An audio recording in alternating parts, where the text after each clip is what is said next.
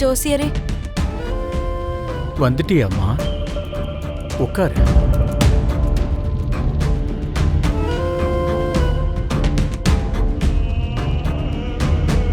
என்ன வர சொன்னீங்களாமே, என்னாச்சு ஜோசியரே? நீங்க திடீர்னு இப்படி வர சொல்லிருக்கீங்கன்னா ஏதாவது ஆபத்தான விஷயத்த சொல்ல போறீங்களா? வரப்போற கண்டத்தை பத்தி என்கிட்ட ஏதாவது சொல்ல போறீங்களா ஜோசியரே? நான் கூப்பிட்ட உடனே உன்னோட மனசுல ஏகப்பட்ட கேள்விகள் எழுந்திருக்குங்கிறத புரிஞ்சுக்க முடியுது. உன் கேள்விக்கு என்கிட்ட பதில் இருக்கு. ஆனா இப்ப என் மனசுல இருக்கிற ஒரு கேள்விக்கு எனக்கு பதில் கிடைக்க மாட்டேங்குது. நீங்க எதை பத்தி பேசிக்கிட்டு இருக்கீங்க ஜோசியரே? மித்ராவை பத்தி.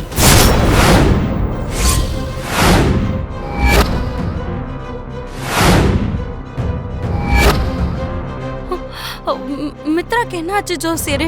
ஒவ்வொரு தடவையும் மித்ராவை நெருங்குற ஆபத்துக்கு ஏதாவது ஒரு பரிகாரம் கிடைக்கும்.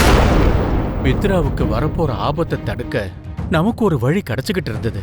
ஆனா இப்போ வரப்போற ஆபத்தை தடுக்கிறதுக்கான வழியும் போராடி அதை ஜெயிக்கிறதுக்கான வழி எனக்கு தெரிய மாட்டேங்குது.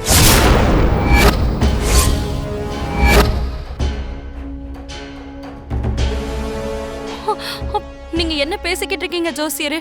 ஆமாமா, இப்ப வரக்கூடிய ஆபத்து நாம நினைச்சு பார்க்க முடியாத அளவுக்கு பெரிய ஆபத்து. அந்த ஆபத்தை நம்மளால தடுக்கவும் முடியாது.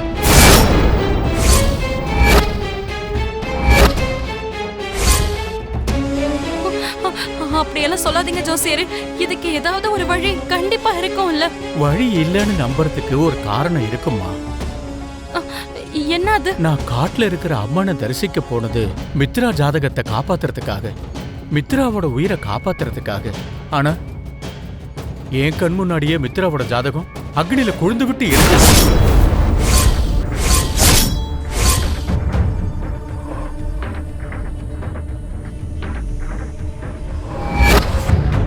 அது கூட அம்மனோட பாதத்துல எரிஞ்சுக்கிட்டு இருந்தது.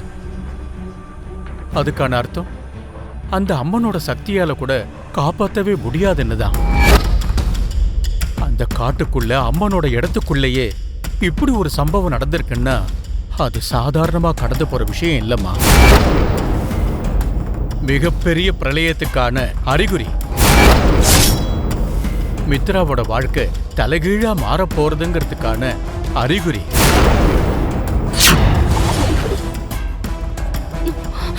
இங்க பாருங்க ஜோசியரே, நீங்களே அடிக்கடி சொல்லுவீங்கல்ல, நம்ம பக்தியோட இருந்தோம்னா மூச்சே இல்லாத உடல்ல கூட திரும்ப உயிர் வரும்னு, இனி பொழைக்கவே மாட்டாங்கன்னு.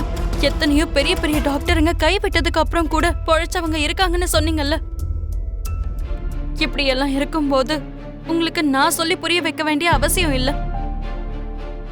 நீங்க நம்பிக்கையோட இருந்தீங்கன்னா மித்ராக்கு வரப்போற ஆபத்துல இருந்து அவரை எப்படி காப்பாத்தணும்ன்ற வழி கிடைக்கும். நீ சொன்னது கூட உண்மைதாம்மா. கண் முன்னாடி இருக்கிற லட்சியம் ரொம்ப பெருசு. என்னானாலும் சரி, எனக்குள்ள இருக்கிற சக்தியை வச்சு வரக்கூடிய ஆபத்தை தடுக்கிறதுக்கான ஆயுதத்தை நான் தயாரிக்கிறேன்.